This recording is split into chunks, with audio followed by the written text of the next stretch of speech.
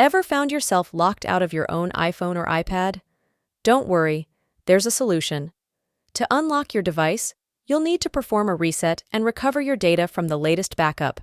So, if you've enabled iCloud Backup, this process should be a breeze. But beware, if you've never backed up your device, this method will erase everything on it. First, turn off your device. Then, with a charging cable and a computer handy, you're set to begin the unlocking process. Connect your device to the computer while holding down the power button. Keep holding until you see the recovery mode. Now, on your computer, you'll see a page on your Finder window or iTunes on a PC.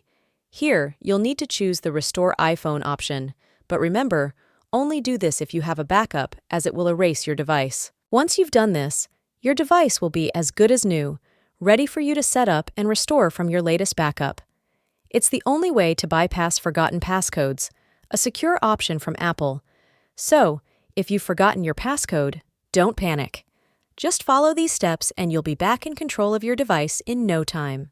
If you found this tutorial helpful, like, share, and subscribe for more tips. See you next time for another exciting tutorial. Until then, happy exploring!